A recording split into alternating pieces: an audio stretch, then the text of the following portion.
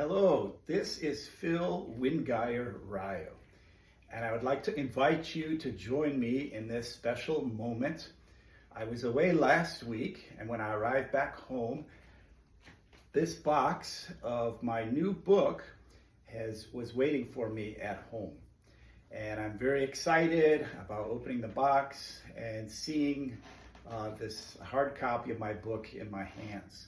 This has been a long project to get to this point, and I'd like to invite you into my living room to share this moment together.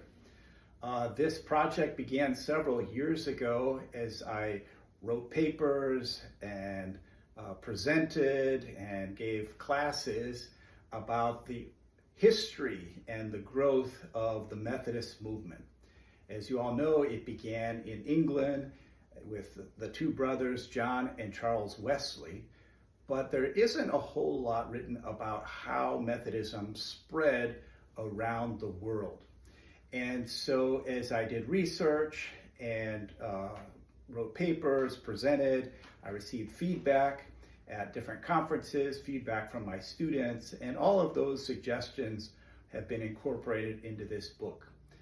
The real push forward was when I got a year-long sabbatical in 2023, and I went to England and received a fellowship to go to the John Rylands Library and to hold in my own hands the handwritten letters of Dr. Thomas Coke, who is known as the father of Methodist missions.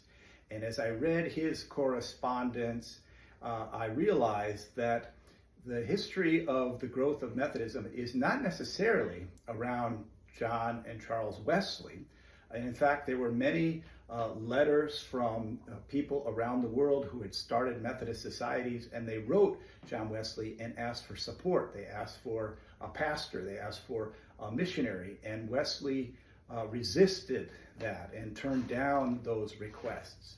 So this book is really about the ordinary layperson. It's about the immigrant. It's about the planter. It's about the merchant. It's about the enslaved person, the soldier, who took with them their faith. And wherever they landed, whether that would be in Gibraltar or in the island of Antigua in the Caribbean, or in the state of Maryland or New York or Nova Scotia or Sierra Leone, that layperson took with them their faith and shared it with the people around them and started Methodist societies. So it was only after several requests and some pressure that John Wesley acquiesced and indeed sent missionaries to support this work wherever it was happening. But it was through the Holy Spirit and through ordinary immigrants, lay people who felt called to preach and share the gospel that Methodism spread around the world. So the book is entitled John Wesley and the Origins of Methodist Mission. And so I'd like to invite you to join in this moment as we open this box. And so I have my handy Swiss Army knife. And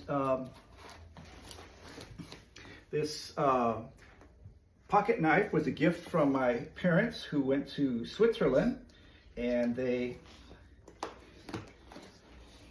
purchased it and had my name written on it. And so, in fact,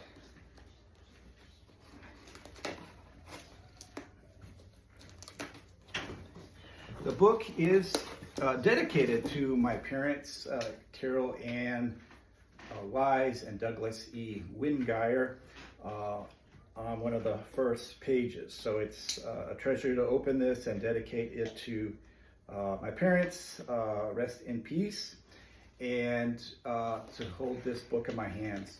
Now, there are several other people who were instrumental in assisting me and supporting me. I'd like to thank my wife, Diana, and my children for their support. I'd also like to thank the many librarians and archivists who helped me, students, some readers, especially Natalia Sherry, who wrote the foreword for the book. I'd also like to thank several people who wrote reviews on the back cover There are blurbs from Randy Maddox and Jordan Hammond. There are also many other people who wrote recommendations. Ashley Bogan, Gloria Tamaraj, and several other people who wrote reviews, who wrote blurbs to support the work. So thank you for being here for this moment, and I hope that you'll get your hands on a copy of this book.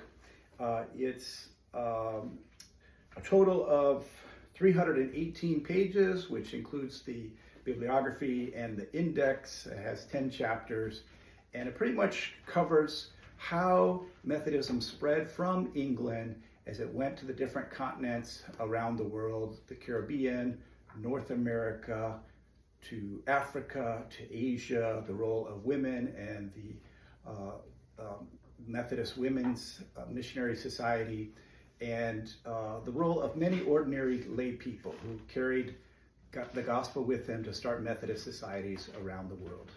So thank you so much for joining me, and I hope you're able to enjoy this book, and I look forward to your comments and any feedback that you have to offer. Thank you so much.